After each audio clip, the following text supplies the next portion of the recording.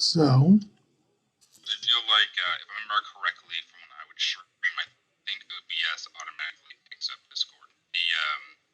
The Twitch app, maybe not so much, though. I'm not sure about that.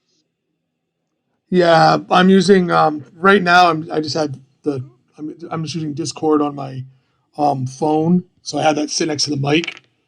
Um, so I'm just gonna check volume levels, and then I'll play around. I have more time.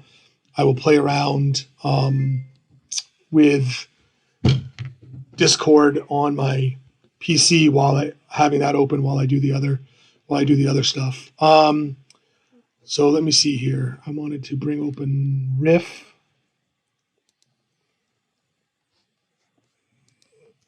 And well, okay, this is gonna. There's Riff right there. On one. So is it, are we doing Riffs games and then Hey, looks like Raid's joining us as well. You there, Raid? I can see you. Can't hear you, but I can see you, Raid. Sorry, what were you saying, Elix? I was just asking what the two games were that we were watching. Yep. Riff versus Yeti Monsters and Raid's team versus the Jags. If I can just get this set up.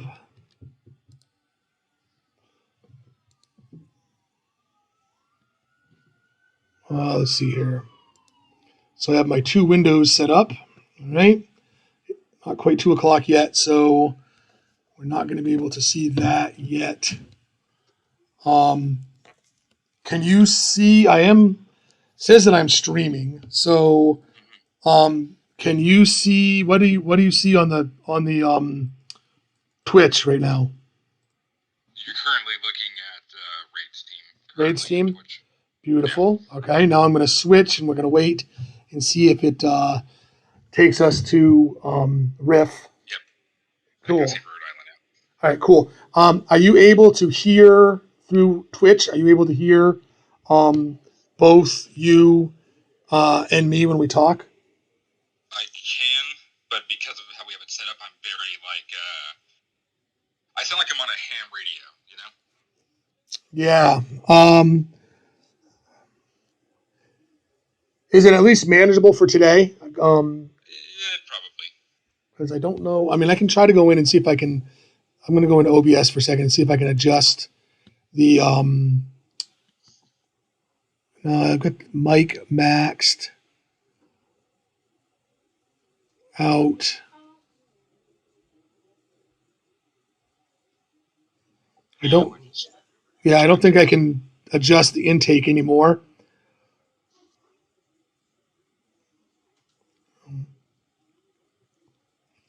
And I think I've got my. For a dry run or whatever of this, I think it's fine. Yeah, this is the first time. I'm so excited. I was happy that you asked because I think it'd be really cool. So let's do this. And Raid, you're more than welcome to join us. Like I said, I see your picture there.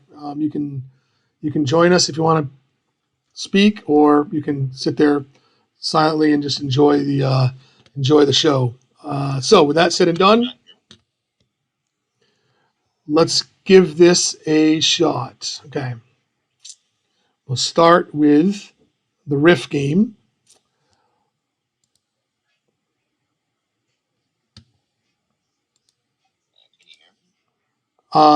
Just barely, but we can hear you. Oh, okay. Sorry. Yeah, I think I have you naturally turned way up, so people who haven't talked to you before might not have you set up right. So, all right. Looks like this is waiting for the sim to catch up. So I wait for the sim to catch up. Let's look at loading up Raid's team here. Raid, while we have you here, I just call it Raid's team because I cannot pronounce that. I see what you did there. Raid's project backwards.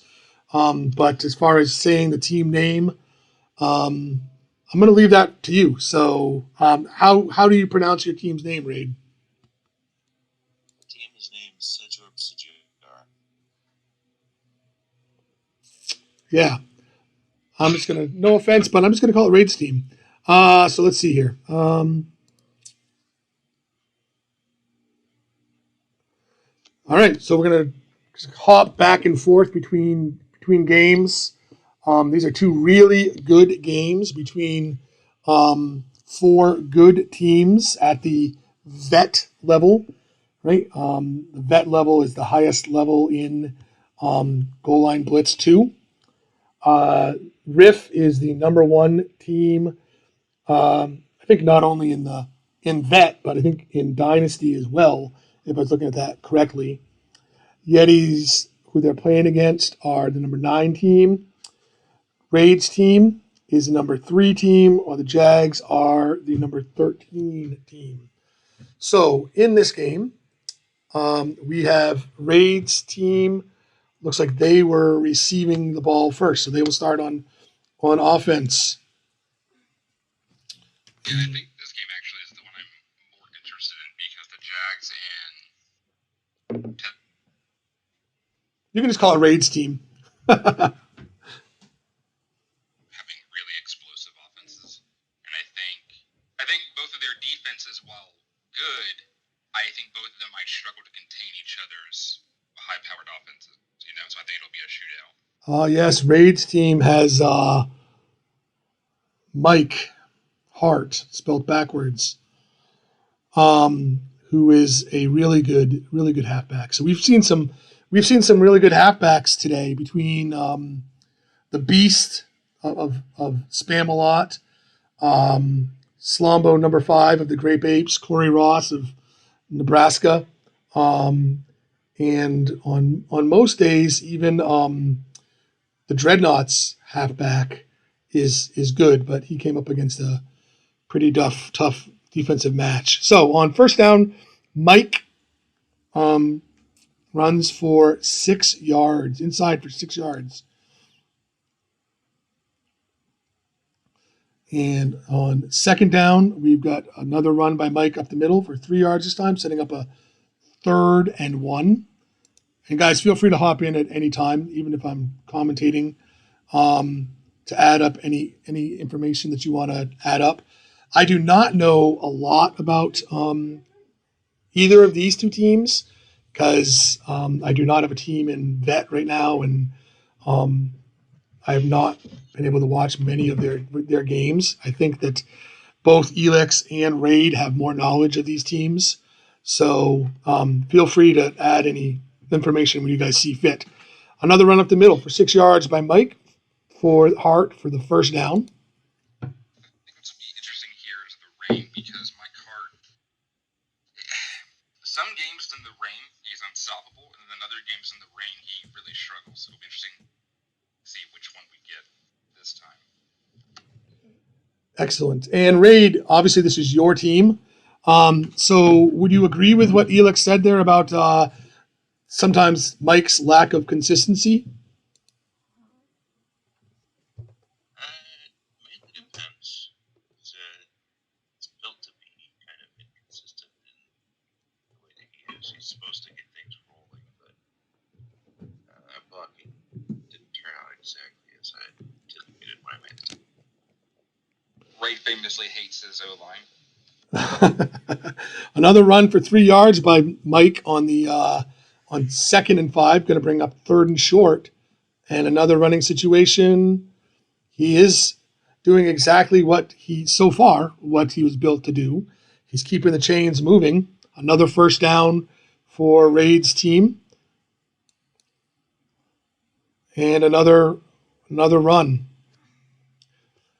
So a lot of these games we've seen today have heavily featured their run game, runs and screens. Though I will say Slombo number 5, out of all the games so far, has passed the most. Mike with a 7-yard run this time on first down, bringing up 2nd and 3, and another run. And kind of like Elix had said, he doesn't know if these defenses are going to have an answer to the offenses. And so far, the Jags have not had an answer to Mike Hart. A 6-yard run will bring another first down on the ground for Raid's team. Especially especially if you can see Raid's team get out to an early score, like on the first drive or two. It's going to continue throughout the whole game at that point. Like, there's not going to be a bringing it back in. You know, the genie will be out of the bottle at that point, and it'll just be touchdown after touchdown. And Mike runs for another 4 yards on first down. Who, with so many games that I'm doing today, I did not. Some of these teams I know and know well. Some of these teams I don't. Who is the owner / coach for the Jags? So the Jags is a collaborative effort between Czars and J529. Okay, I know Jay well. I mean, I know Czars as well. I actually was Jay's mentor when he got into the game. I've been around for that long.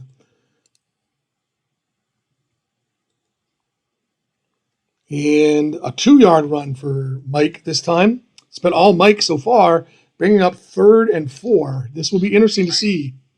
I actually want to ask Reed, since he's here, did you set up this game to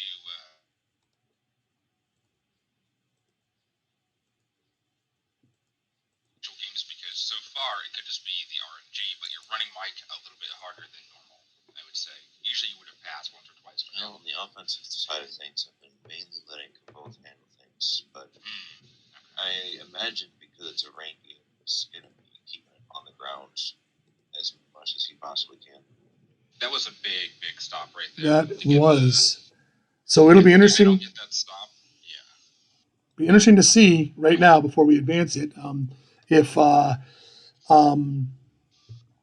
the AI punts, kicks, or goes for it. I think it's kind of too early for them to go for it, even this close. Yeah. Maybe if they were a bit deeper, but I think on, what are they, on the 34? I don't think they're going to go for it. Yep. And I think they're going to punt.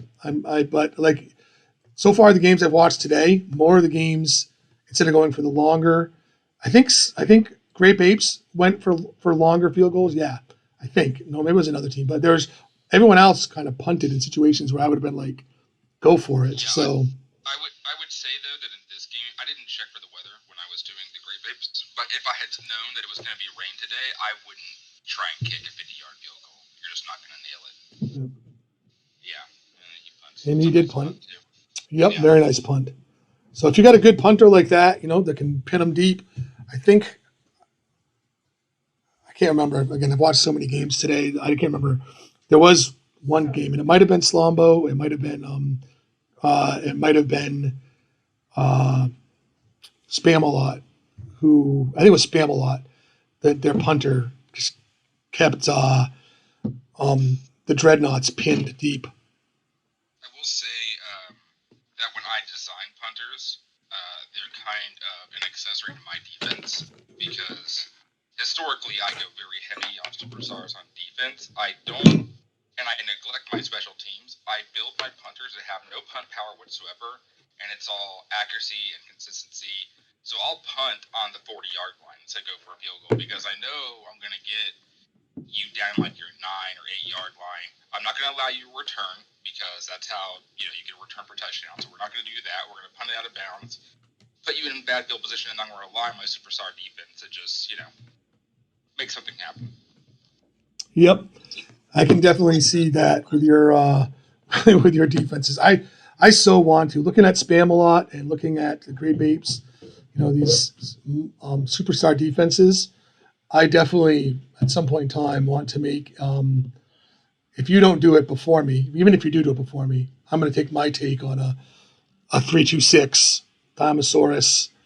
Your own Dinosaurus. I want to. You know me. You pointed it out in some of the forum posts about my 3-2-6 tight end smother and stuff. And I think that even though I haven't had a full superstar defense, I think I've been fairly successful with my 3-2-6. So I can only imagine what it would be like if it was a full superstar defense. Yeah, I agree. I think the big thing for anybody is you can make any defensive set in this game work. You just have to have a plan in place. So many people just are like, well, I like the 4-3 or I like the 3-4, and I'll make a team. And they don't think about, what are the plays that team's going to be calling? And how are you going to make those dots, work well together? You know, and Exactly. on Great Apes, our cornerbacks have shed block because in the 5-2, your bane is outside runs. We had to account for that when we made the team. You know. Yeah, the apes have definitely progressed. I mean, I can remember early on the frustrations, the program not being able to beat them, and then I got lucky that one season and exploited weakness on a couple different things on a couple games. But you've certainly this I've noticed in that last game you filled those holes in. So I am back to being worried again when the program and Grape Apes meet again. I'm going to kind of while we're still kind of talking, I'm gonna kind of cut less of my commentary on the game. When we're not talking, I'll commentate, but I want to keep the game moving, and I kind of like having you and Raid both here and letting the commentary kind of flow naturally. So, because we do have to get to the other game as well. So keep the keep the commentary coming. I like that. It's just like I said, if it was just me, I'd be doing a full blown calling the game. But where I'm fortunate to have you and Raid join us. I'd much rather have your guys' takes. So I'm just going to keep in the background as we talk. I'm going to keep kind of playing the game and hopping to back and forth between the two games. So the Jags have the ball now on their first down. They ran with Travis Etney for 7 yards, bringing up a 2nd and 3.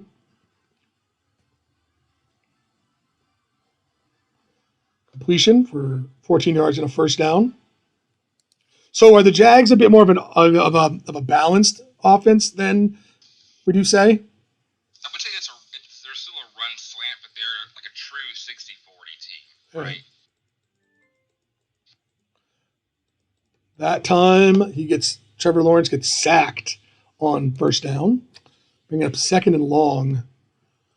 I think if the Jags have a weakness, it's that Travis, while a really dangerous running back, he doesn't succeed on the inside runs. He's purely an outside runner, which can make them a bit predictable. You know they're going to go outside or they're going to pass, you know. But still, if you don't account for that, or if you don't have the speed in particular, like it's a team that even Riff struggles with to contain on the edges. If you don't have the speed to get to the edge before Travis does, you can be in real big trouble. So kind of more speed, like less balance or whatever. Less elusiveness. Skill moves, just speed. Raw physical speed. Yeah. All right, so it looks like the Jags are going to have to punt as well. So the defense. Both defenses held up and forced punts. We'll see this punt, and then we will hop over to the Rift game. And here we go. Rift versus Yeti Monsters. We'll watch a couple possessions here before hopping back to Raid's team and the Jags. So looks like the Yeti Monsters will start with the ball.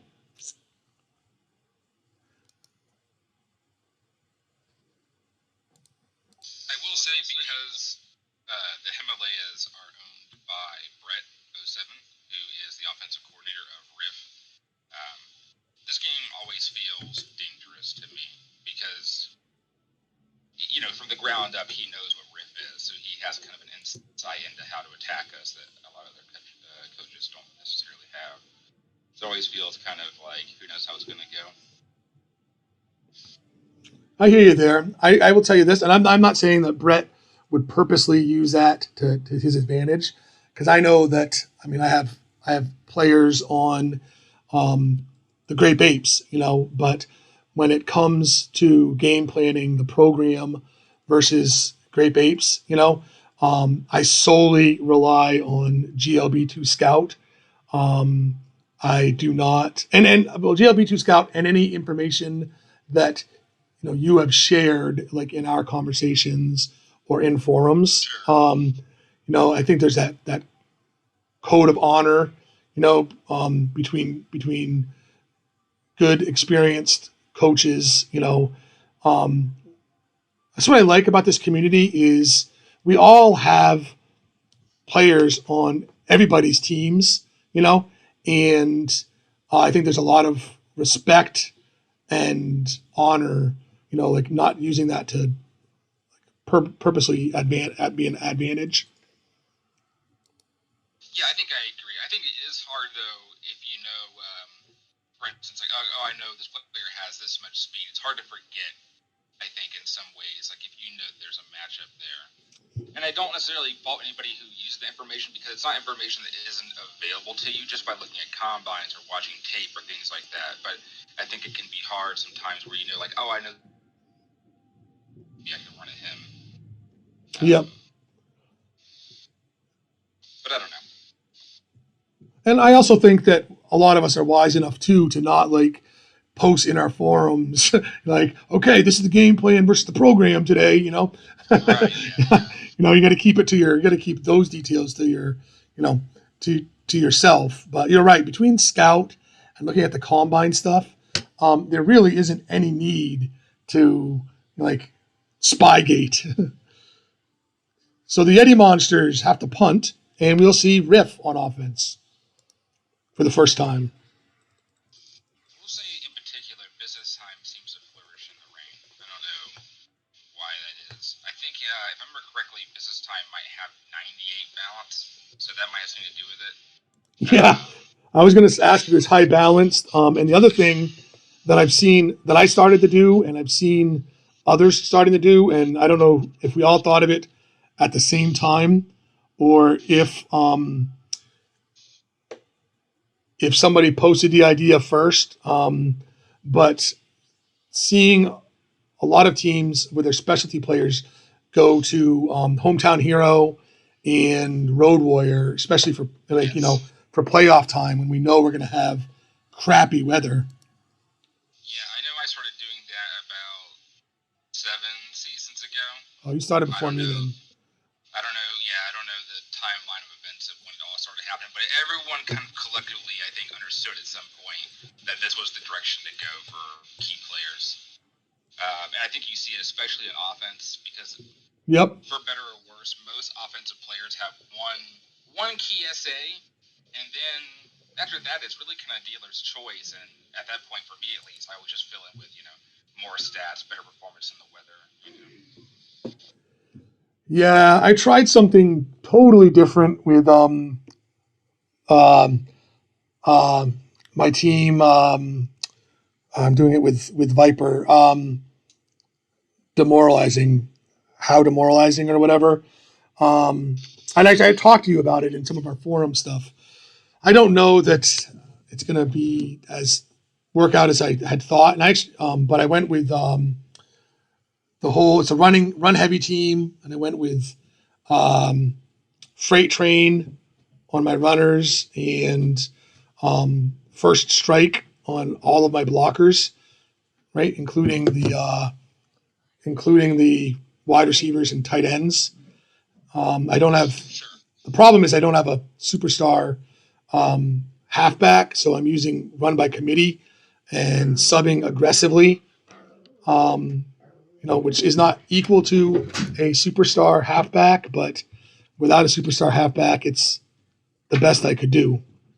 Yeah, I do think that in particular is unfortunate. I think that if you go through the trouble of getting 3 halfbacks, you should get a superstar level's worth of performance out of them, but at least cumulatively, it doesn't have to be on one of them, but it feels kind of bad that 3 halfbacks can equal 1 superstar. Yep, agreed. But yeah, so what were you saying, Raid? When you get 3 halfbacks like that, you have to have them built specifically for being a committee. So I agree with that. They can't be pushing their conditioning as high, and they have to be trying to keep their spending in that regard a little bit lower. Yeah, I will say. Go ahead. So that way they can kind of match up a little bit better against a superstar in that regard with the extra points they'll get. I think this is worrying for him and Elias because Riff just walked down the field and scored. And really wasn't I was just about to say that. Done about it. I was just about to say that. out there who does run a running back by committee setup, because of the new aggressive running settings, there's something interesting you can do now that is pretty strong. And that is because it's on aggressive, you can basically determine the handoff order you're going to give to your halfbacks. You know, if you put halfback in position 1, 2, 3 on aggressively, well, that's how who's going to get the ball in first, second, third down, basically. So you can have your first halfback being elusive, and he's not carried on first down. Now it's 2nd and 4, and then you can have a combo back at your second position. And then if it's 3rd and short, you can have a power back at the 3rd position. And you're kind of going to get the halfback you want then for each situation. You know, if you're trying to just like incrementally eat up yardage down for a first down, it can kind of be useful. Yeah, I'm liking the new aggressive substitution setting. Yeah, shout out to Czars, by the way, for getting that one in because it was a good change. And back to Raid's team versus the Jags.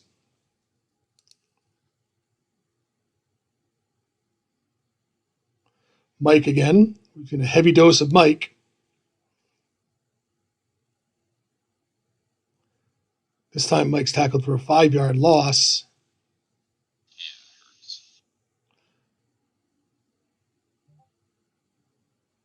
Ooh, can he get the first off the screen? He does. Well, it was interesting in stepping back for a moment in the Nebraska versus Grape Apes game. Corey Ross didn't have as many of his patented Tasmanian Devil spins against you guys as I've seen him do in other games. I imagine it has a lot to do with the rain. I imagine that if you're off balance, you spin less. Slombo from number 5, for instance, has only bronze spin, but you know he has it. And I don't think I saw maybe but one spin all game long. So it probably has something to do with like if the halfback has too little balance at the time, they just won't spin in general. You know. I did not know that. Them from falling over because spin lowers your balance. So it's probably a safety there to keep them from spinning themselves into the dirt. Spinning all the way down the field like Tasmanian Devil. So another first down run by Mike. I'm worried about the Jags' speed already because they're not really getting to the edge quick enough. And they have a closing speed. They're not getting there fast enough, which is worrying.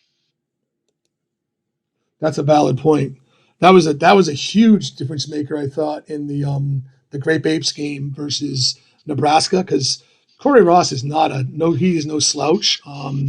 He is arguably number 2, probably battling with Darnell Jefferson for number 2 behind Slombo number 5 in the pro tier offensive MVP. And the Grape Apes defense just kept him most of the time from getting outside. And I mean, he had a few long runs, but you probably could count his long runs on one hand, which is not at all typical of Corey Ross. Yeah, I think unfortunately that a lot of people neglect their safeties, but speed on your safeties as well allows you to play the game aggressively. And if you don't have that and you still try and take risks, then that's how you have a game blown open. Yeah, I love speed and pursuit and closing speed on all of my safeties. And another first down run by Mike. So this is a great example. Can we actually watch this one? Oh, yes. Let me go back.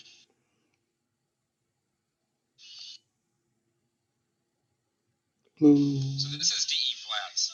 The players are there, but look at the missed tackle there. Like that player should have already been collapsing in, but instead he's too slow. He gets beat to the edge. He's already out there waiting. So my car comes out. They're out there waiting on the edge, and then he still gets beat to the edge, even though he is there first. Yep. Like, that's not I've good. seen a good amount of man to E flats get beat today by some of these faster halfbacks. And also, I thought that Cavo used/abused the whole man DE flats wonderfully against Feeps Dreadnoughts, because it was either outside run or off tackle run. And those of us that know that the bane of DE flats is, at least in my experience, is a good off tackle run. Um, so it was interesting to see that. Yeah, obstacle runs are pretty good against the E flats, but yeah, the other side of that is that it requires a special kind of halfback and things like that to make that work.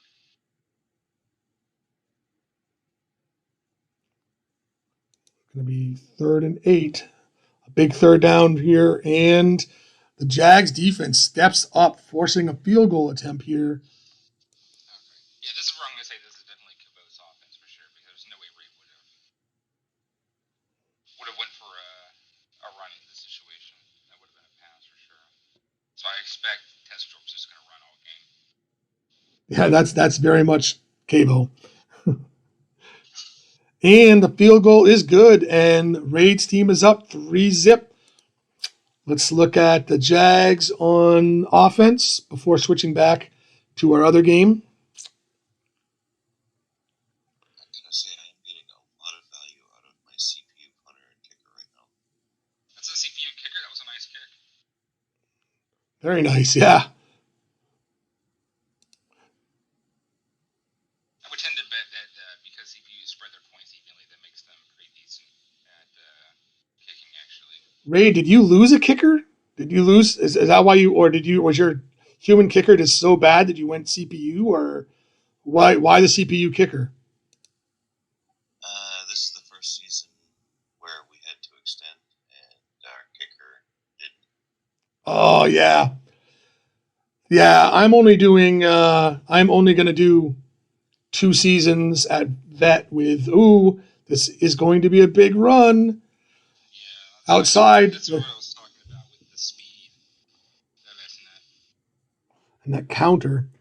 So when would you guys say? So 2 things. First off, while it's fresh in my mind, when would you say that the counter runs become most effective? Because I see a lot of people trying them at rookie, and I'm seeing very few, including myself, succeed with counter runs at the rookie level. So is there like a sweet spot level, like tier wise, that you guys see counter runs coming into their own?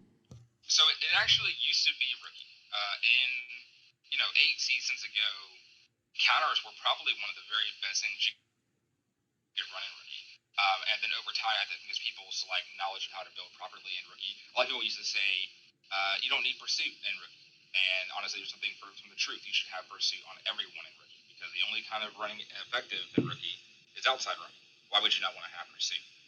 And people have kind of changed their minds about that, and they've picked up that pursuit, and now counters are just tackle for loss bait, right? Yep. People don't get scrummed up anymore. They get to the outside. It's bad.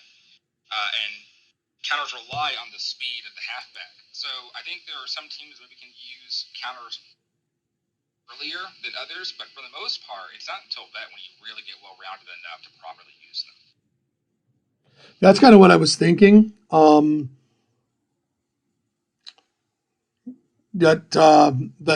Yeah, you really needed to have some speed, some quickness in your build to. But also, like you said, people are like I know with my rookies, even rookies, like Ray, I'm interested to get your point of view on this because I know that there was a time where you were not pro high pursuit.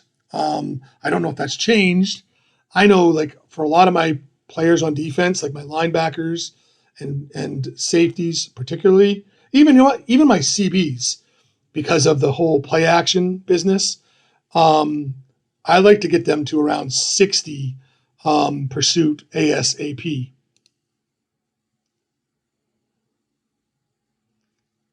That's a big tackle there because the Jags are moving the ball. Another thing to mention there is the showboat there too.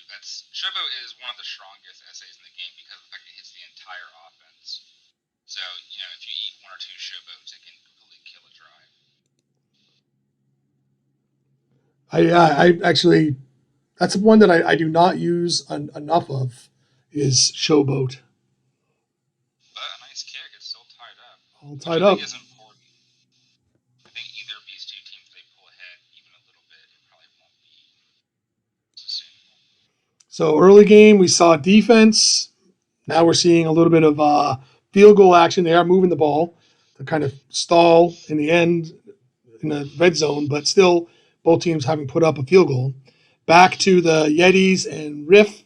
That's 0-0. Hopefully they try an outside run against DE. Oh, sorry, flats 7-0.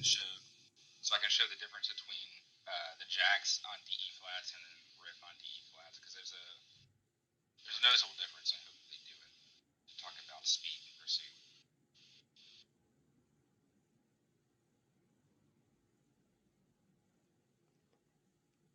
Not a bad return. It's a very nice return. Again, historically, I'm terrible at special teams.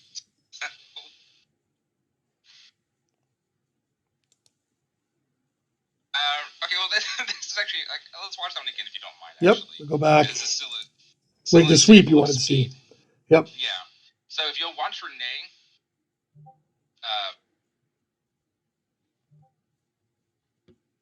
What do you want? Let me replay it again. the pancakes the wide receiver, which completely blows the entire play up. Yeah, go ahead. Watch Renee. There we go. The play. He's the right outside linebacker, and yeah, he first steps over, kills the wide receiver, and the play is done. Whoop! Ah, bummer. That's not what I wanted. I wanted just to. So I got to come down here. Renee, you said. Let me find him down here. Renee. Let's highlight him on this play. There we go. Let's play it. Pancake. And he picked up another block. Forced the run inside. Yeah, exactly. It completely kills the entire play instantly. There's nothing there. Let's take the highlight off so we don't skip plays.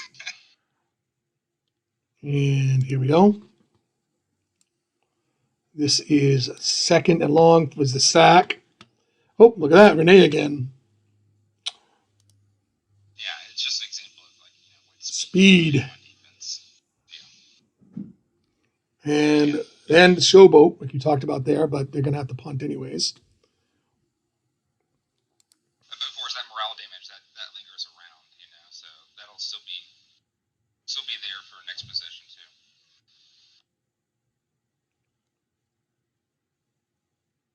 Yeah, that's what I wanted to do with how demoralizing. I wanted to have a team build that I tried to. And like I said, I don't think it's going to work like I wanted it to, but that's how we learn, right? We try things. Because even it wouldn't like Showboat, as much as I love, not Showboat, Primetime, as much as I love Primetime, right? It's only like on end zone catches and like leaping and jumping, diving catches. So it's not like every single catch. Otherwise, it'd be really broken, huh? Do a little dance. It's all business time for a first down. My internet is struggling too much for me to try to. Right now. All right, no problem, Raid. Thank you for joining us. Maybe sometime in the future, if you've had better internet, we'd love to have you again, my friend. Yeah, for sure. It keeps on.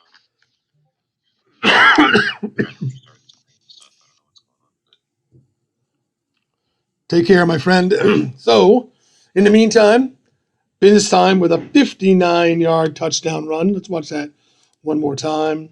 It was off of an inside run that he bounced outside. Got some great blocking, and then it was just all business time. Yeah, this is just what high carry Marcus Banks can do. They don't see a lane inside, and they just improvise and try to make something happen. All right, so back to our other game.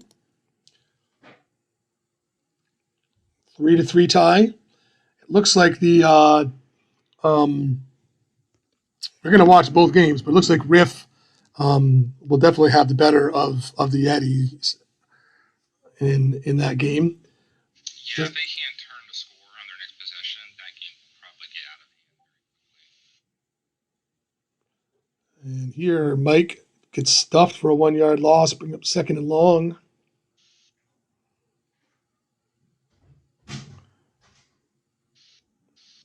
Out of bounds after only a 4 yard gain. Going to bring up 3rd. This is important for the Jags here to get a stop. Looks like they got it covered, and they do. 2 yard loss. And the Raids team will have to punt, which should give the Jags. Oh, that's a pretty long punt, though. So I thought they were going to get the ball right around the 50. Oh, tackled by the Jags. Tackled by the Jags. So I think that, tackled by the Jags. So Raids team gets it back. That's devastating. It's basically a 50-yard pass Yep. instead of a punt. But I thought the Jags were going to get just ran on today, but they are really bottling up Mike Hart. And this is kind of what I talked about earlier in the stream, though, right? Is that you never know what Mike Hart you're going to get, especially in the rain. And I think maybe today we're not getting the one that Ray would like. I wonder, Bill. I know that Raid, mentioned that he was built this way. I wonder, in the build, what's contributing to that inconsistency.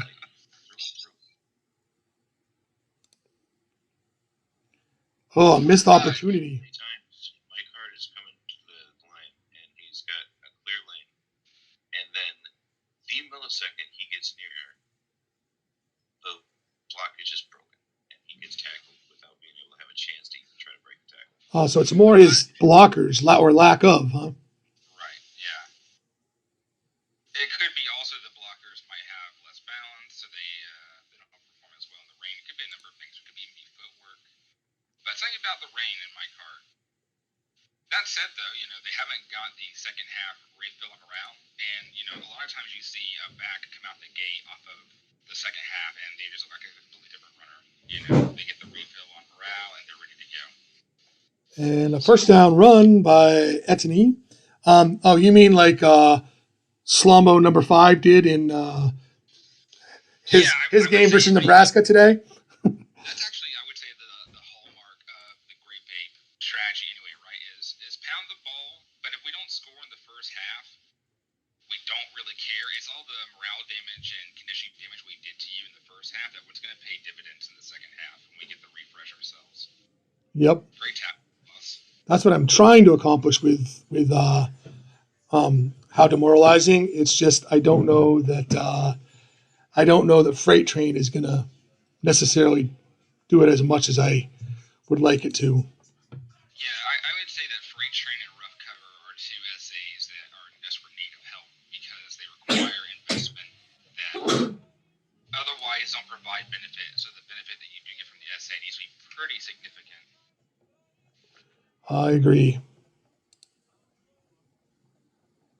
Both teams can't run the ball, though, for the most part. You have flashes of it here or there. We saw that one nice run by Travis, but so far, neither of them are really able to do anything to the ground.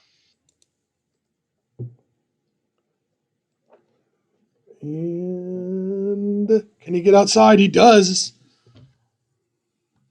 Very nice. That's the second time that counter has worked for them.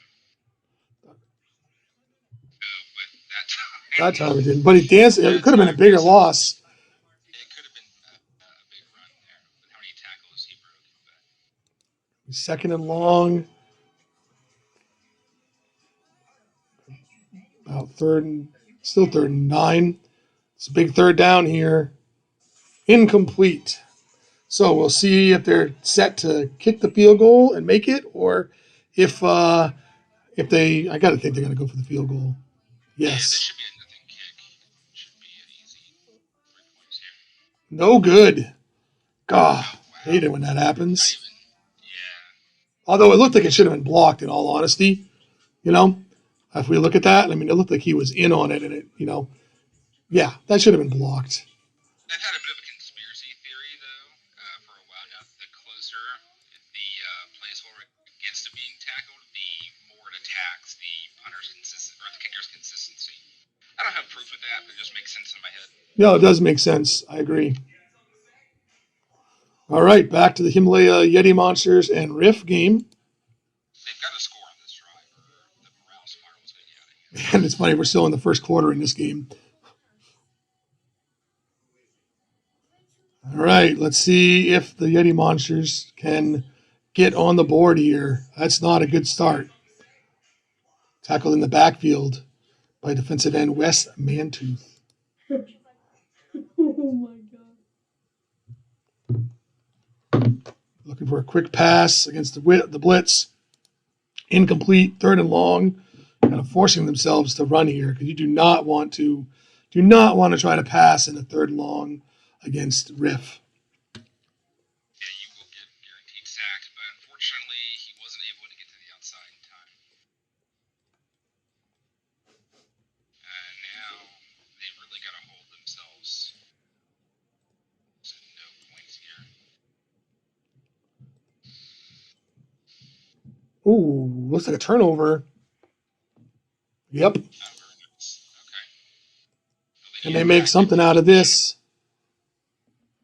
As long as they don't get turnovers themselves, this is a good. This should be 3. Nope. We're going to see another having to run outside again. Yeah. Yeah, they were two 16 yards, and that Riff team with their speed and pursuit, and knowing that, I mean, you probably figured as much that they were going to, on 3rd and long, that they're going to run outside. The nice benefit I have on Riff is I can always tag you run on outside, because even if you pass, you're going to get sacked anyway. The players are so naturally good at pass rushing that I don't have to have any kind of pass tag to ensure you'll get sacked on 3rd and long. 5-yard gain by business time. It's a promising run, though. Yeah, I mean, we got to have runs like that, and we got to have short runs to kind of balance out. I mean, if every run was a home run, this game wouldn't be fun, right? Yeah, I think there's just certain tells when you see a run. Not every 5-yard run looks the same, right? Yeah. And I think there are certain 5-yard runs that you see and you're like, oh, that's bad. Like, Yeah. that's that sign of things to come.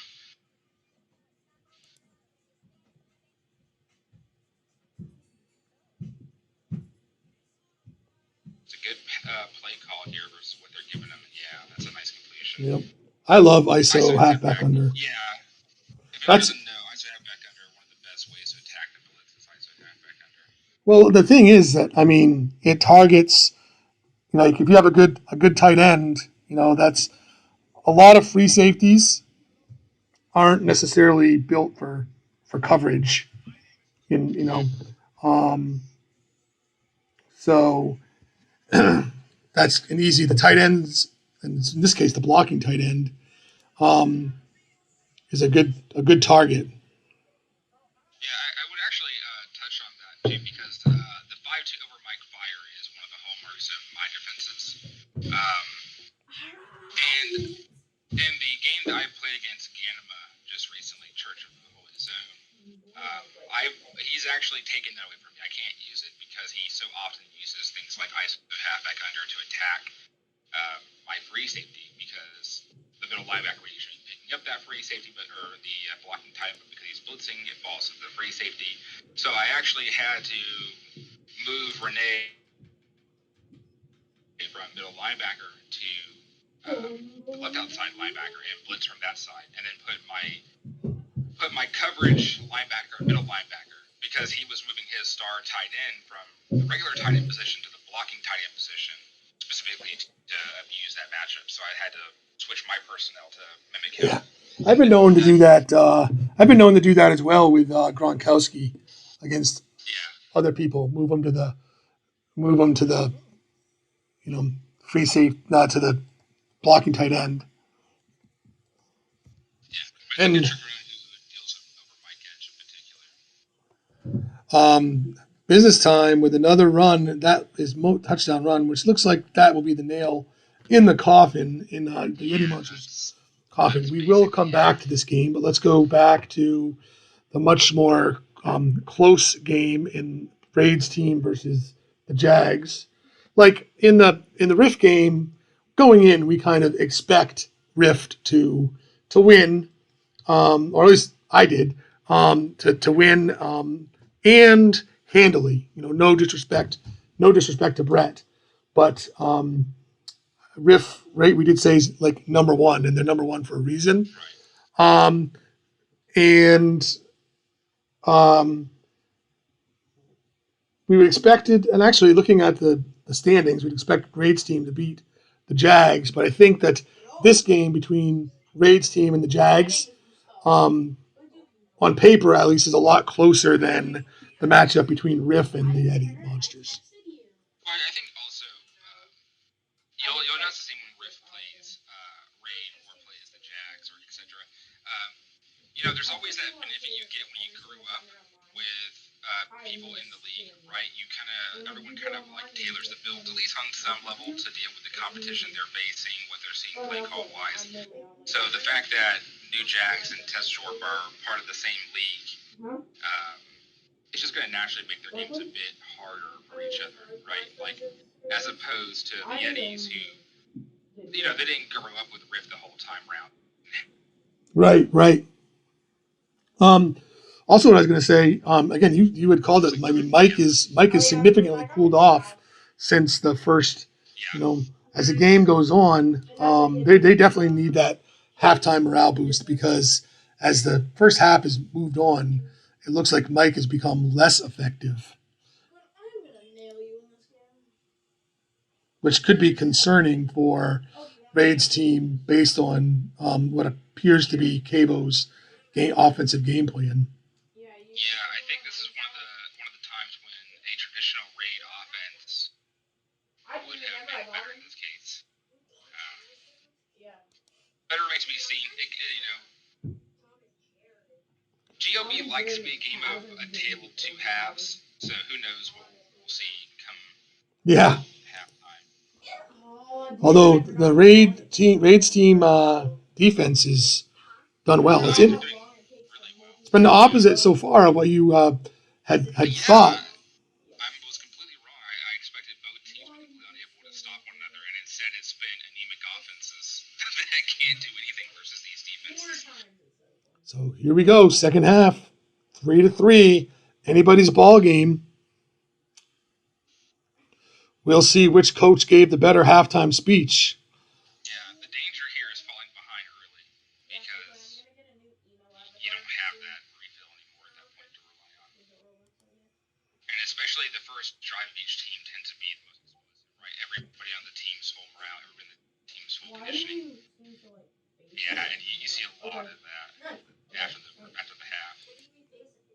And I have to be honest, knowing that Raid's going 100% on the ground this game, I kind of have to give the advantage to the Jags to pull this out. Just over time, getting a pass here or there, at some point you're going to end up in field goal position, And this could easily end up being a 6-3 game. Yeah, not gonna lie, it broke my heart when the Grape Apes started passing the ball, and more than just screens. Because I was like, oh, cool, just sit back and do your run. And yeah, I was content with that. And now you guys are even more dangerous. Yeah, it's been one of the things. Oh, here we go. That could be. The game if they can't answer that. Yeah, we'll see how Mike and Raid's team, the rest of his team, responds to A, that score, and B, their halftime pick-me-up. But this is going to be this drive right here. Like you said, that score and this drive for Raid's team, I think is going to be the telltale of this game. I predict like 3 more runs that are all directed completely outside or up the gut that will all fail. 4 yards. You're It's not bad though. Slightly ahead of the chains. Oh, that's a nice run. 5 yards. Now you got to hold your breath, Reed. 2 nice runs could be all for naught. I will say though, while this is the most nerve-wracking, great run. Well, this is the most nerve-wracking way to have an offense, 4 yards, 4 yards, 4 yards. If you score off of a drive like that, right, 23 plays down the field, and you score, it completely breaks the defense. They won't come back from a scoring drive like that. Yeah, but you need an offensive line. Well, you've got a good run here. Yeah, I can tell you the times that I've made, including how demoralizing, the times that I've tried run heavy. Well, it initially started out like just 100% run, but then went to like 100%, not 100%, but runs and screens. I've always had to add just a little bit more pass to it because I just find that unless you're full of superstars, they're too easy to stop. And if you come up against an offense, a high-powered offense, you don't put up enough. You just won't put up enough points with that style of, Right, yeah. The only reason that's good. I was saying it kind of looks like Mike Bill. So Mari's doing well. I think a big thing is early in the game, I don't know if anyone else noticed it, but early in the game, Mike took a monster hit shot and didn't have brace or impact. I know we're gonna lose, but yeah, it's a pretty high chance though. That really actually messed just the him big up. But it third was good down. because Oh of his boy. he took a monster hit as well, but he had brace or impact fire on that one though. That's Yeah. tough here. But even if they get the field goal here, that's not terrible. Nope. They still have a chance to come back out of that. Yep. Oh no, it's gonna be one of those games. Yeah, that's not good though. All right, take a break from this one. Going to go back to Riff and the Himalaya Yeti monsters. Yeah, for me, my favorite style is just 100% balanced. Well, I mean, maybe balanced to 60-40 in favor of the pass. But again, as has been said in the forums, in order for that to be truly successful, you need to have a superstar halfback. Like Yes. we're fortunate on the program to have Darnell Jefferson, but then a superstar tight end and Rob Gronkowski, and our superstar wide receiver in Edelman.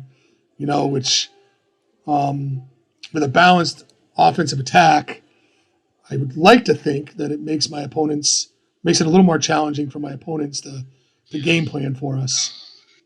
You can't do this.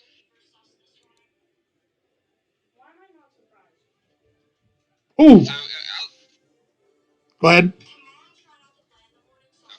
I was like, anyone who wants to beat Riff in the future, you cannot run outside like this. But you will not beat us to the edge. If you're gonna beat us on the run, then punch us in the mouth because you're not doing it to the outside. I think a lot of people see that like, okay, well, Riff, I can't pass that effectively. We should probably try and run. But then they try and run outside, and it's not going to happen. They have to catch you in a blitz. That's basically. Yeah. If So you catch us on the blitz, different story. But if you don't do that, I'm so not surprised. So is Riff going to be in? Riff's going to be in Vet next year, right? Next season. yeah, they'll still be there. Yeah. All right. So I get to look forward to not only playing against Grape Apes with the program, but also with Yeah, Riff. don't forget the Aztecs too. I also coach the Aztecs as well. Did I recently play the Aztecs with one of my teams? I can't remember. I'm not sure who all you coach in Vet currently, so I can't say for sure. I coach too Did many you coach teams. AEW? I do not coach AEW. It would have been. I don't know if I did play against Aztecs, although maybe would have been last. Are Aztecs in? They're not a vet team right now, are they? Yeah, they're a vet team. Are they? This will be their second season in vet, I want to say. Huh? Maybe I didn't play against the Aztecs. They're a dangerous team. Another almost a Mike Hart-esque halfback over there as well. Kind of a different take on it though. I designed the Aztecs just off the end of the tunnel vision nurse. I'm going to call them the tunnel vision nurse, but really it was the route technique buffs to wide receivers, and the blitz is no longer effective at all. So I built the team to just not blitz, which now that the Blitz is back has kind of made them a little bit weaker than I'd like, but they're still a top 5 team probably. Yeah. You know what? I'm gonna quickly check one thing. Let me see here. Aztecs. Let's see here. Were they in Franklin or Mummy? Do you know? They're in Mummy.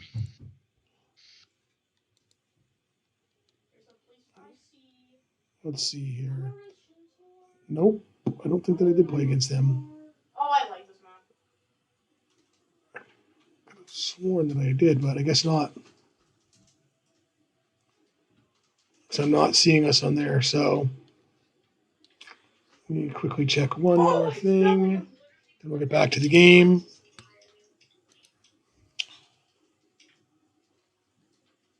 Who did the program? Program lost to Spam a lot. Yeah, I saw that. I think I don't know if you're ready for their level of pass rush.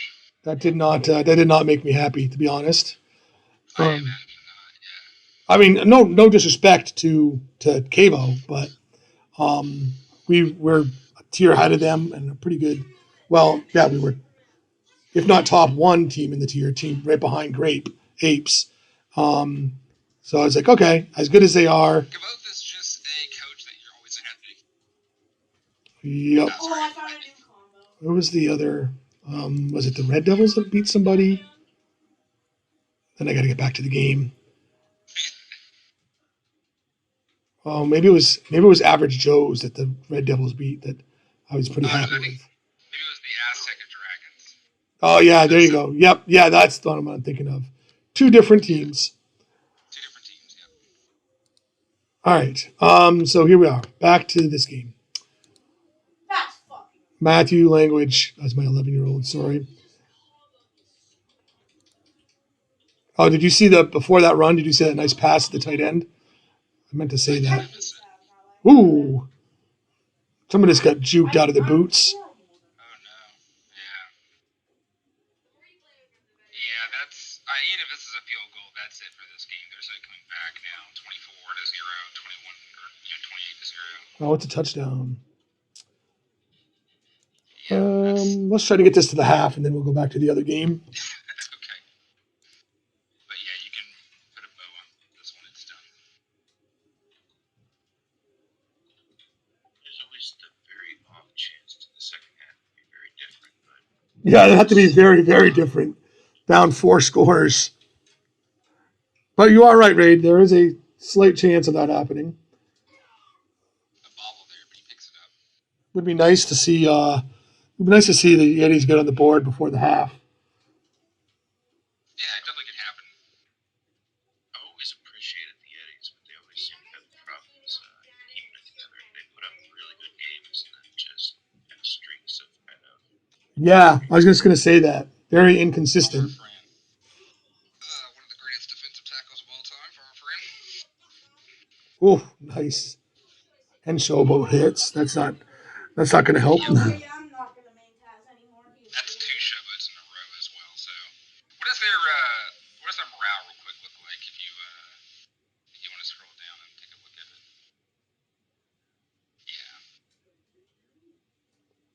Yeah. Yep. Win! Luckily, the half is about to You hit, should but know that, you peasant. I wouldn't be surprised if Rip manages one more score before halftime. No, I agree. The Yeti monsters are just like, hands on their knees. Yeah. It's like looking at the clock, saying, halftime, please come. And the Riff is just like, yeah, let's score one more time, guys. Let's score one more time. Get one more in real quick. This is fun. Wait, what's the cheapest one? Oh, that is Another first down to their tight end. I will say, sometimes I think Brett calls a sometimes frustrating offense to watch if you're they're the owner of the team, but I think it's the correct Oh shit. kind of offense. It really is a lot of like true 50-50, right?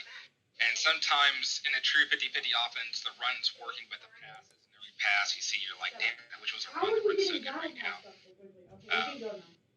But it just makes you that much. You called it. Another touchdown. Yeah.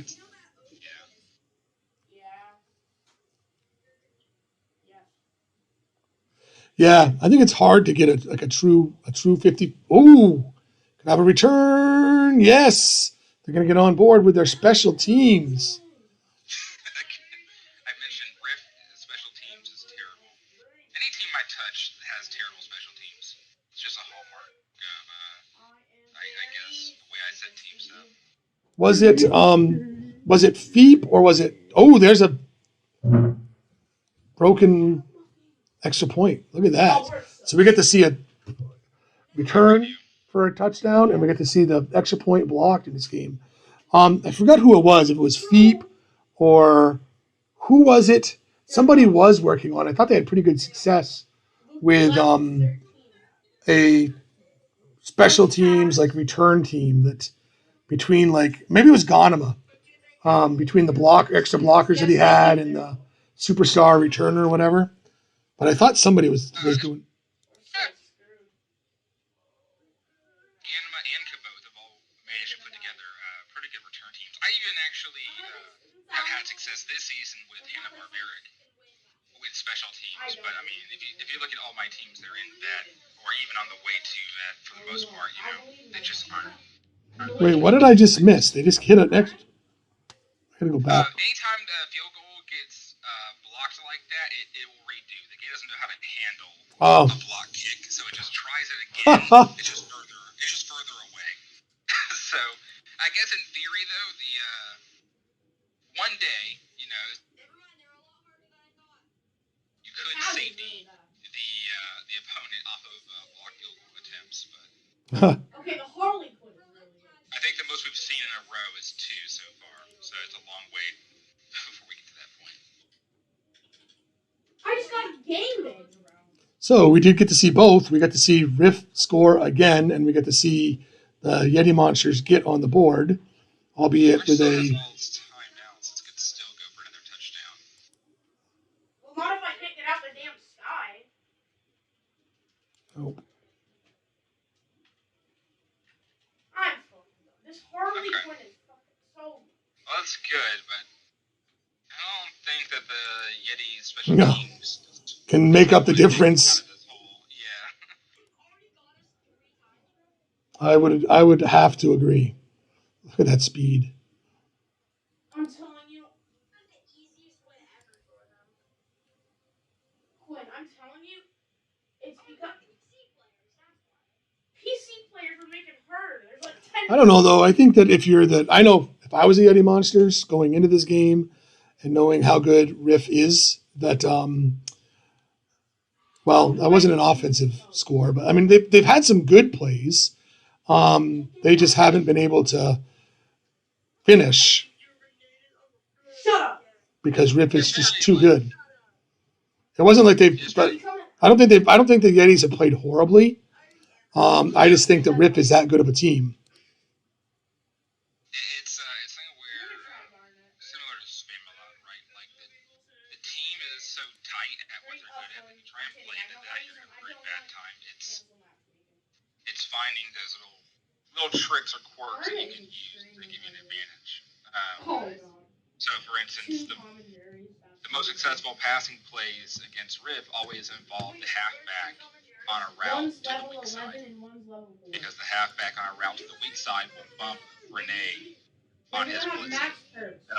That'll adjust his route. It'll slow down the blitz. That gives you more time to complete a pass. You know, so even if otherwise you don't care about that, like having the halfback go to the weak side matters. Another big run for Riff. Yeah. Like I said, BT in particular in the rain for some reason. He just does this. It's a girl, by the way, I thought. Yeah, you said he has pretty high balance, you said, right? Yeah, I think it's 98. Yeah. Keeps them standing when everyone else is just slogging in the mud. I was going to do a couple 3 o'clock. No, there were three 3 o'clock games, but I don't know that I'm going to. I'm getting kind of tired. I think after these two games, I might take a nap.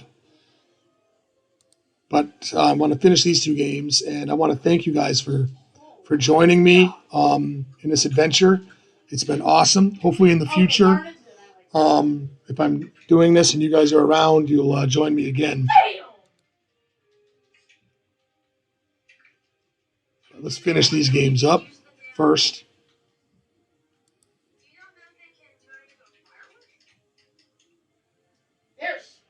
Ooh, nice run for the Eddies to get past midfield. Pursuit failed there by, I think that was Stance Jackson. He didn't find his way through the blockers. Damn, Garner's actually good. Alright, well, they're doing something going. Third down.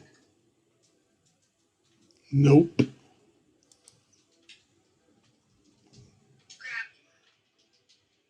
You sold me. Ooh. What can the Yeti Monsters do with Riff pinned back? Okay, all they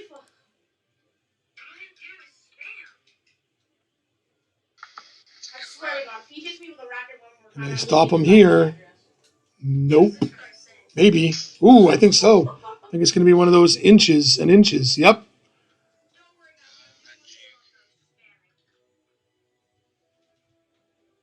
one of the downfalls of juke, right? You have things like that happen where, like, one more step, he just makes it. Instead, he jukes, and then fourth and inches.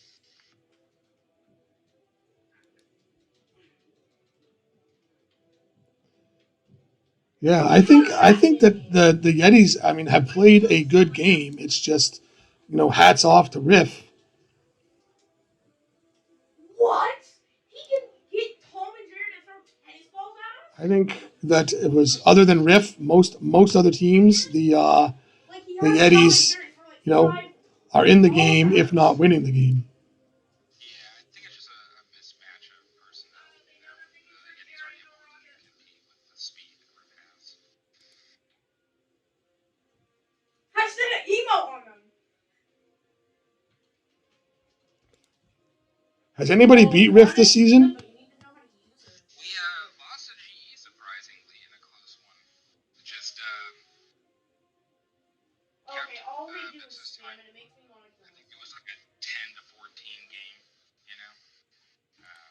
But yeah, that's another thing is that it's a sign. So Ooh. he disappears, and then okay, Joker's is like I feel yeah, like he that is does his this. name. So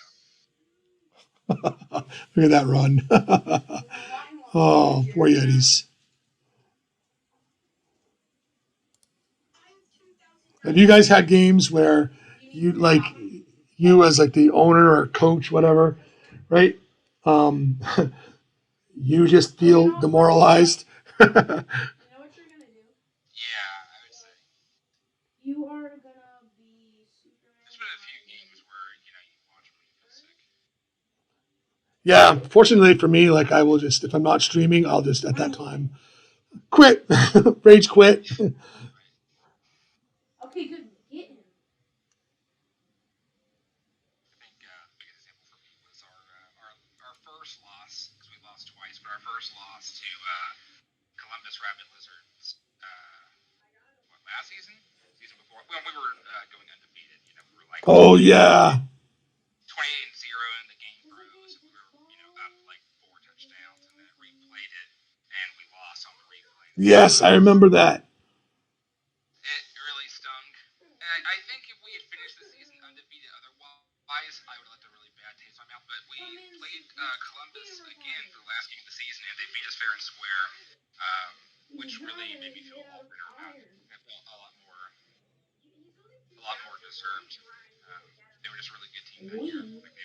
They still, to this day, match up really well against us. I guess just however offenses or whatever it is about them, they do well against this year's a little bit tougher for this season's tougher for them because they lost so much and So much star power. Yeah.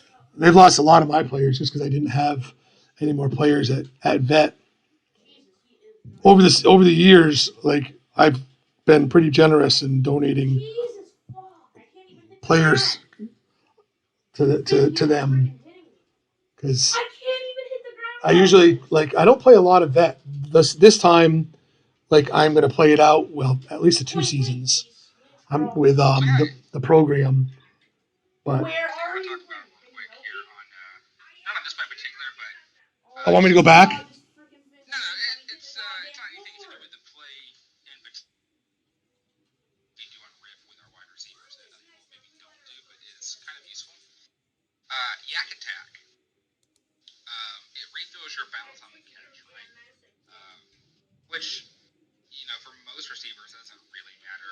They don't have power running or elusive running that to actually use that. But what I've noticed with the Yak Attack is I'm of the opinion that knock looses are determined by how much balance the receiver has at the time of catch. So we have way less knock looses on Rip as a result of all our receivers having Yak Attack than a lot of other teams do.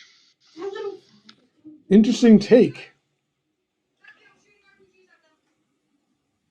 I had not even thought about that. I was wondering why,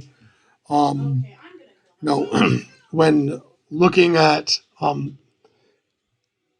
builds, open builds and other stuff that people have posted, that are on successful teams, and seeing that that yak attack, I was wondering why. Now I can understand. Because you guys you Adder, Feep, you guys do a lot more research and testing than I do. I do a little bit. I tend to my type of research is to scour the forums, ask questions of guys like you and Cavo and Adder and Raid and look at builds that are open. Especially the players that are in the MVP races and on super teams.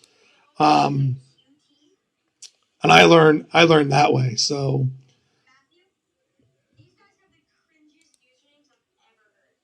I'm not gonna lie, your username's a little bit sad too, but same with mine.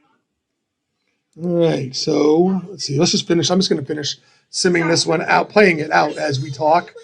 Then I'll go back to Raid's game. Give us some time to talk about some other stuff besides this game because this one is well and truly about this. But yeah, I think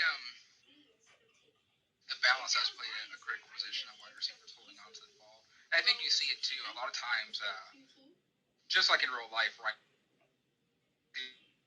Back he'll throw the ball in a position where the wide receiver has to turn around to catch it, and then he just gets depleted. Yep. And that's all balance, right? I was talking with I don't think it was who was I talking with? I was talking with someone earlier. I don't think it was you. It might have been. It was Raid in the and I was actually in the one of the earlier games. Talking about how in earlier times it was about min maxing. Did they just score? Min maxing players, right? But now I'm kind of realizing that for some, there you go again. For some skills, right? There's really not a big difference between 190 or 90 and 80. Whereas if you can take a secondary skill up to from 40 to 50, so, and Raid mentioned ratios, so I just found that interesting because, like I said, back in the day when I built dots, it was okay, this guy's going to be, and I still do to some piece because I don't know enough about the ratios yet. Your forum post on mile markers, I have that bookmarked.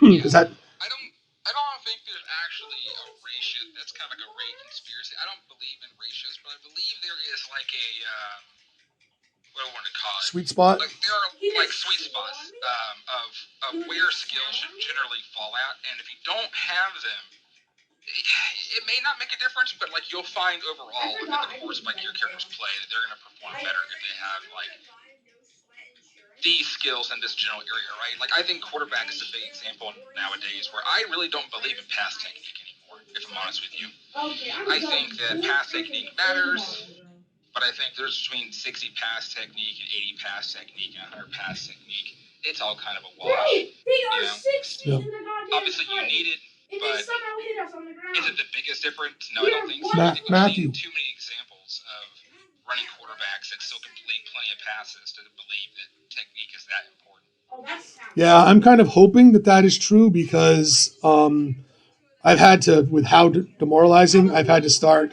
investing some points into a little bit of points into accuracy and pass technique and pass consistency. Where originally the idea was my quarterback was just going to either run the ball or hand the ball off to one of my 3 halfbacks.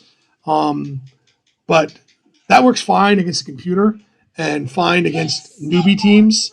But any experienced coach that sees that, oh, HD is just going to run the ball, it definitely hurt. They yeah.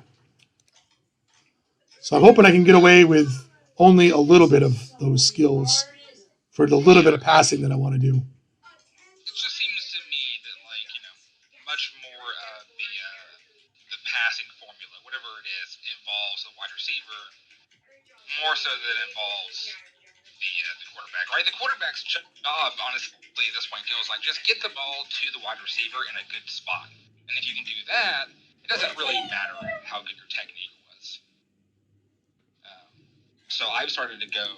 This is just recently, because for a long time I wasn't sure, but more recently I've started to go much heavier into accuracy and consistency than I have been technique. So we'll see in a few seasons how my hypothesis works out. But that's my theory. And like you're saying too, I think if that's true, we can actually start to see maybe a little bit of a renaissance at the quarterback position where maybe dual threat quarterbacks can be a thing. Where currently, because of the sample parties we kind of assume they need, can't really be important. Sorry about that. My son in the background is playing Xbox with his multiverses with his cousin, and he's getting a bit excited and loud. No worries. Yeah, I like right now the combination of sideline bomb and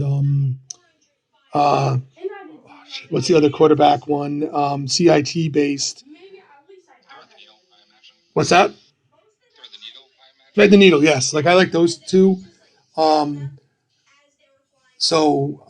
But I am noticing too, like from watching other people's gameplay, a lot of people throwing streaks, so I've started to add streaks to my playbooks.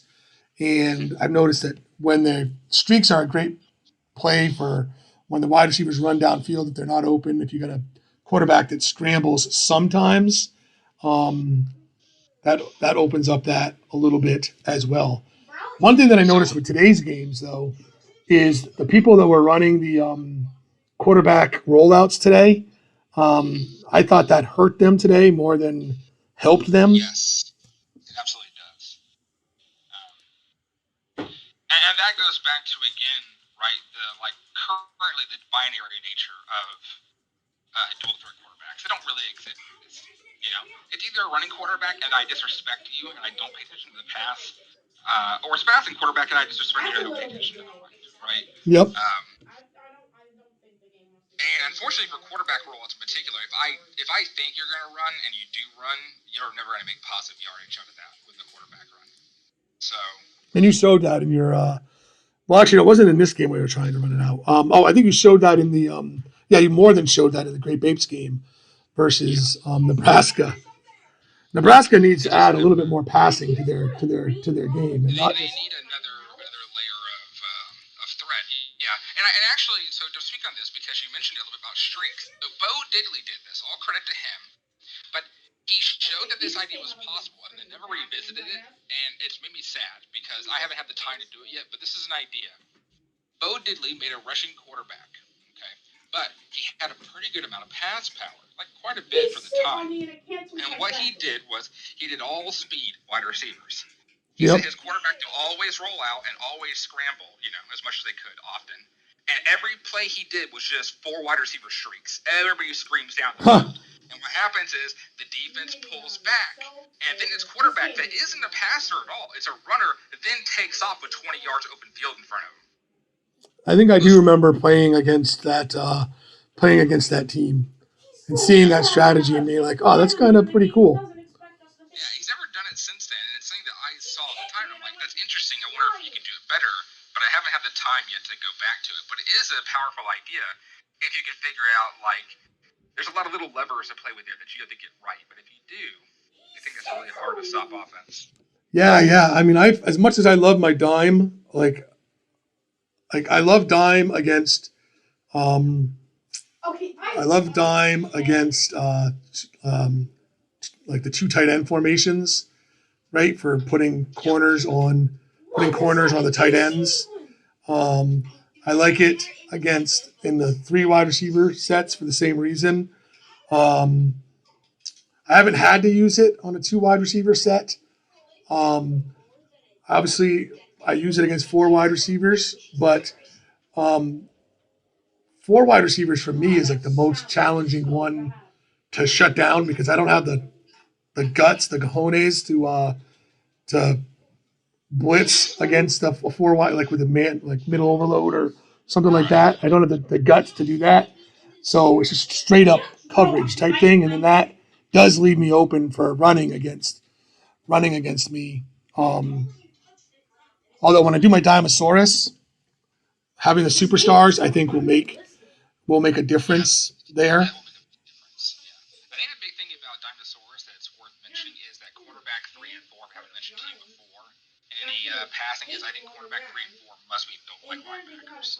Yep. That's going to be the secret to making Dinosaurus. Well, you can get away with that with them being superstars. I mean, yes, exactly. Yeah. If I couldn't have 4 superstar CBs, which I think we could now with the being so cheap now. Yes. If I would make 3 and 4 the superstars for that exact reason. If you are going to cheap out on it, then 3 and 4 have to be the superstars. They have to be. It's not really negotiable. Also, there's a little point here.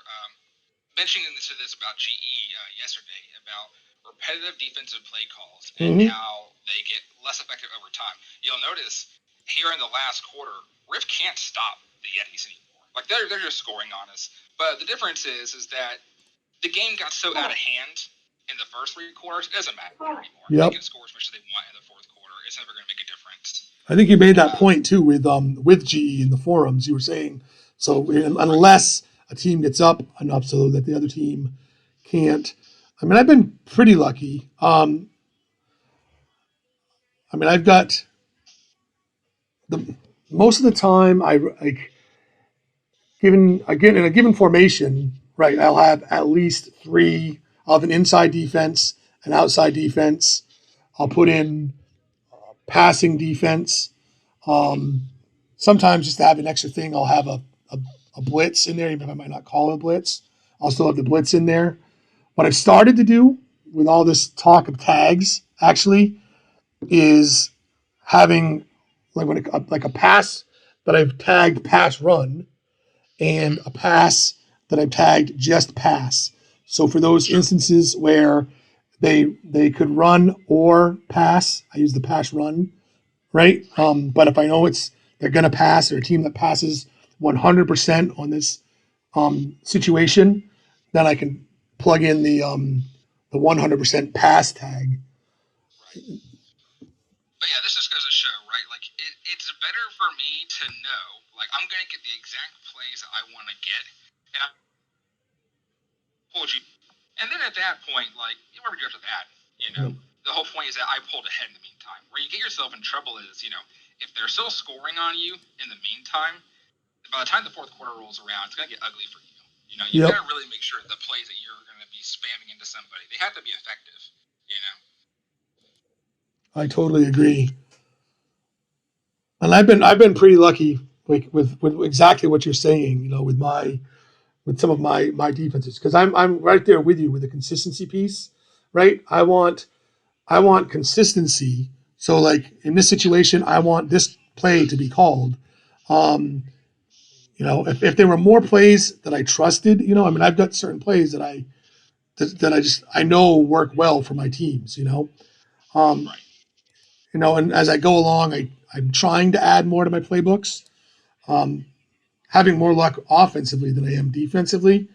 Although I am picking up some good defensive plays by watching other teams, but again, it's so reliant upon the players on the team.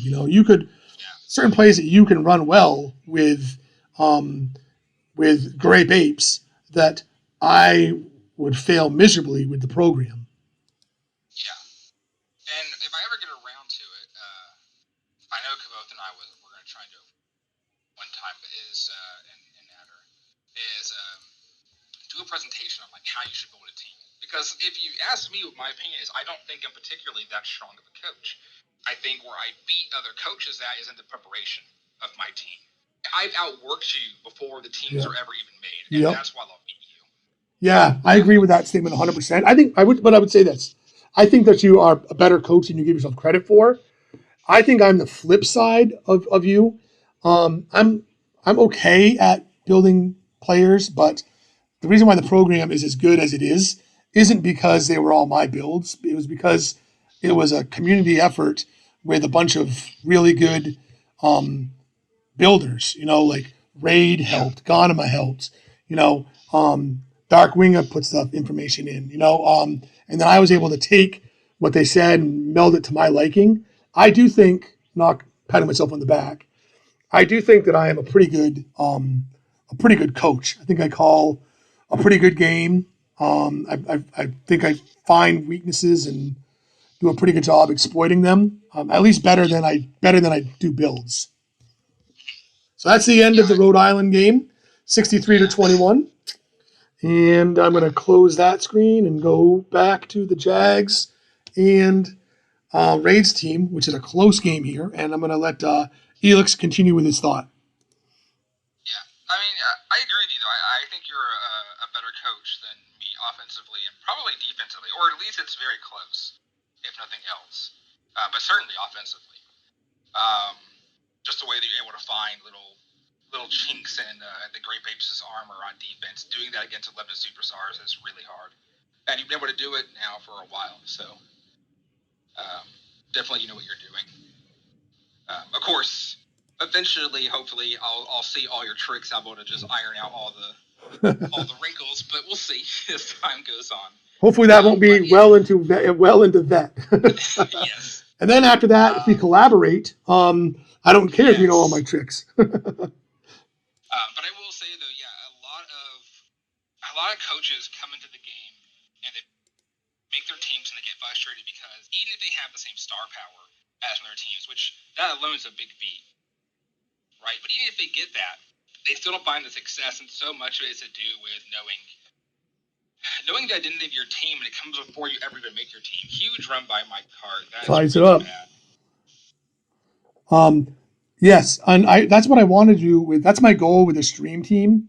Has several goals. One is I'm really hoping that by streaming more on Twitch, that even if we get some people that just see this tag, fun football simulation, and they watch a little bit of this, and they hear like me and you and maybe some other guys talking, that'll get some people to foot in the door. I'm also want to show. I'm going to use that to show. Like one of my first videos is going to be how to, and I'm going to Twitch stream it, but I'm also going to save them on YouTube in a playlist so people can watch them if they can't see them live. Yes. So one of my first ones is going to be on creating your first player, your free player. For the new person who's new to GLB2, I'm going to show them how to make a first player. And talk about. Listen, when I first started, I did what most players do. I just thought, a good wide receiver will have these skills, not knowing anything about the game, and then learning from playing and falling on my face to talking to veteran players, and mentioning several of them like you and Adder and Raid and so forth. But talking to them about the forums, talking about GLB2 Academy, showing them how to use GLB2 Scout, the player creator tool. Um, so that's one of the first ones. But then as we build that team, going to talk about that. I'm going to tell them that this is a stream team, and the reasons for this are to get more people to play and introductory. So for that reason, it's not going to be built like my program was built to win. Maybe a future season, we might do a video series on those. But I mean, I'm even going to, I won't live stream my playbook and strategy sessions, but I'll record them and put them on YouTube as references after the fact, because I don't want someone to be like, oh, A Germ's going to show us exactly what he's doing ahead of time, I don't want to put that temptation out there. And I know like the majority of coaches in GLB2 would not cheat like that, but, I don't know about someone who's new to the game and doesn't necessarily understand the etiquette of the game. So I'm not going to tempt them, but I will put that there. I certainly hope that you and I and others can collaborate throughout this process. I think that this second stream with you and Raid has been absolutely great. I think for both veteran players and new players to be able to hear our conversations is great food for thought. Yeah, I'd love to get together with you whenever the Great Babes play the program, which I think is Next week, I think. soon. Coming, next home game, I think. I think I have the next home game. Next ladder game is we have SRD M4M, Screaming Red Devils. I always love it when my two teams play against each other. Yeah, it's always fun. But I know we have our matchup coming up soon, so that is one we definitely will have to plan on streaming together for sure. Yeah, hopefully we're both free at the time because it'd be fun to talk about ideas you had going into it and seeing how they actually pan out and things like that. It's always interesting. Totally agreed.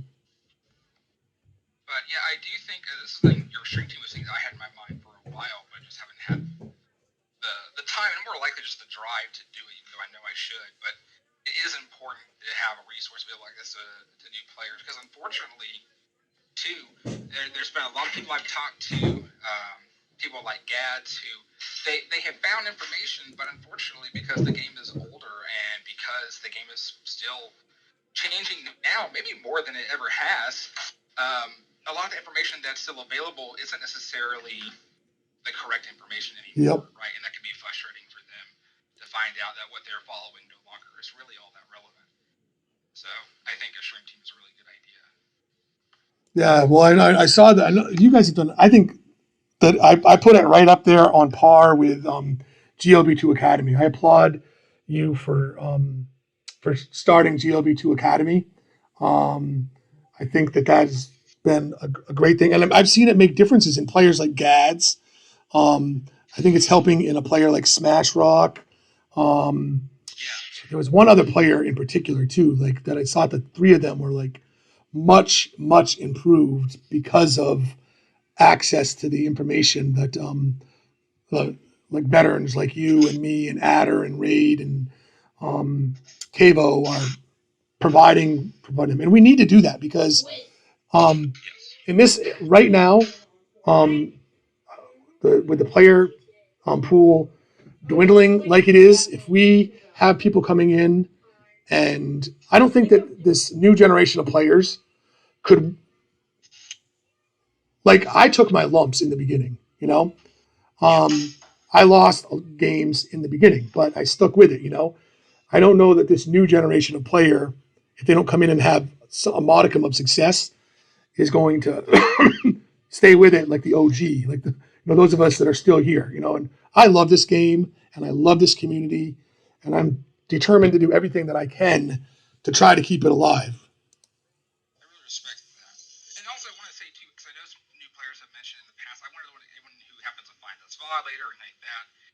listeners happen to be watching, like when you play a team of like mine or Cabo's or anyone else who is a upper echelon coach, and we drop like 80 points on you, I promise that's not like we're not sitting at home like laughing to ourselves maniacally, right? That we just shit on a new player. A lot of it we're just running defaults.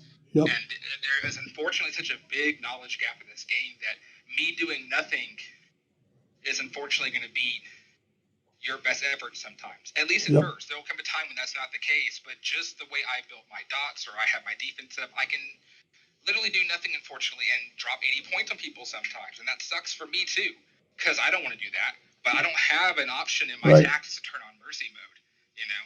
And I wouldn't do it. I mean, I don't try to run the score up, but at the same point in time, if I have with a competitive team like the program, right, as bummed as I feel for those ridiculous scores against lesser teams, right, I'm going to be bloody pissed if I lose to a lesser team because I purposely put I have different game plans that I use.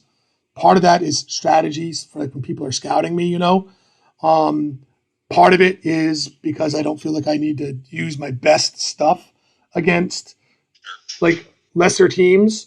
But at the same point in time, I play to win.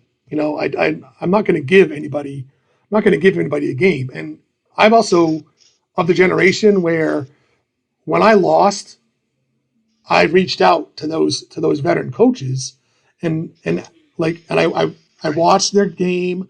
I reached out to them. I learned from it. I'm like, okay, what are they doing that I didn't do? What can I do differently? What can I do better?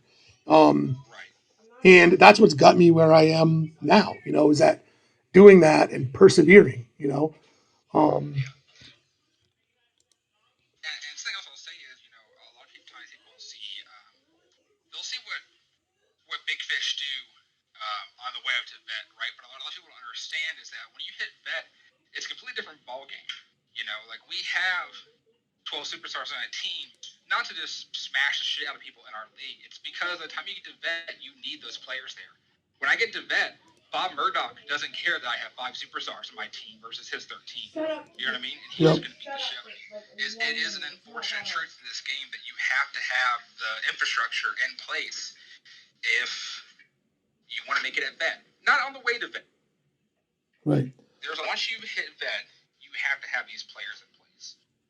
I mean, I personally, like one piece of advice that I would give to like a true beginning player is if you can watch something like this what I'm hoping the stream team will be, and learn from that. But if not, play rookie for like a few seasons, right? Reset, learn the game that way. Because you're if you want to boost players and you can't get all the superstars to compete at the higher levels, right? The game can still be fun at lower levels, Absolutely can be. It's actually got some of the most parity in it. Yep. Early bloomer, natural, adept, that's going to, on high contracts, that's going to make you not as good as a full superstar team, but you'll be damn close. And I think like what we used to in the past, discount rookie, there are still coaches who do that, and I think they're incorrect. I think if you look at the coaches who win rookie, they're also the coaches who win vet. There is a through line there. You're not going to learn the same lessons, but you're still going to get better at the game, and anything you learn in rookie will help you over time. If you get really good at winning rookie, you will be successful in other parts of the game as well. So I agree. Even if you hang out in rookie for 3 or 4 seasons to just get better at the game, that will be good for you in the long run. Totally. This is a good game. 10 minutes left in the fourth, and it's still 10-10. I got to say, these two teams, respectable teams, good teams. Hell, Raid's team is, we said, number 3 in, I think it's 3 like on the dynasty rankings even right now. And out of the games that I've streamed today, this has been the one that has been the closest. You even mentioned that the Jags, I think, were number 13. I wanted to mention it at the time, but, we were kind of pressed to get going with it. But their ranking does not belie where they actually belong, right? They've taken some hard losses early in the season to some of the better teams. Yep. They're definitely like a top 7-8 team in actuality, right? So they're better than their current ranking they're playing with a number 3 ranked team right now, evenly with a number 3 ranked team.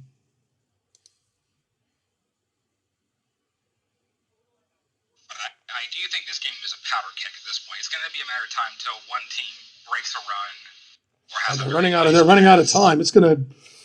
It's been I will say it's been the opposite of what you thought it was going to be. It's been more of a defensive battle. It really has been. I'm surprised by that. I do think to some degree that if this had been a traditional Tessitore game, passing and whatnot, maybe it wouldn't have gone the same way. But even so, Good point. it's definitely incorrect.